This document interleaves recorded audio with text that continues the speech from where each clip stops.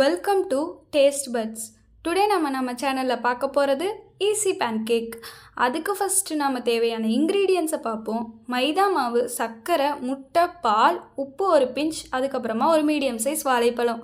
இப்போ மிக்ஸி ஜாரை எடுத்து அதில் ஃபஸ்ட்டு ஸ்டெப்பாக சர்க்கரையை சேர்த்துப்போம்.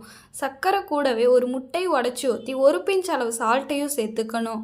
கூடவே எடுத்து வச்சுருந்த பனானாவை சாப் பண்ணி போட்டுக்கோங்க. மைதா மாவை சேர்த்துப்போம்.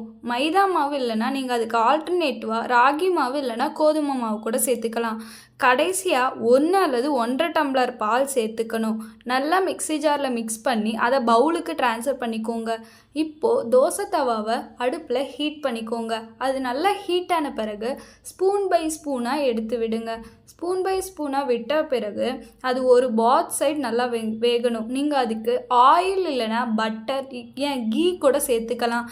சேர்த்துக்கிட்டு 1 சைடு வெந்த பிறகு திருப்பி 2வது பக்கம் திருப்பி போடுங்க. 2 பக்கமும் நல்லா வெந்து ப்ரௌன் ஆன வாட்டி உள்ளேயும் வெந்திருக்கும்.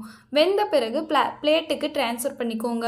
ட்ரான்ஸ்ஃபர் பண்ண வாட்டி மேலே நீங்கள் சுகர் பவுடர் அப்படி இல்லைன்னா பட்டர் ஆட் பண்ணிக்கலாம். மேப்பிள் சிரப், கேரமல், ஹனி எது வேணால் ஆட் பண்ணிக்கலாம். உங்களுக்கு என்ன சிரப் பிடிக்குதோ ஆட் பண்ணிக்கோங்க, அது தப்பு கிடையாது. இப்போ நம்மளோட பேன் கேக் ரெடி. தேங்க்யூ வாட்சிங் ஃபார் டேஸ்ட் பட்ஸ்.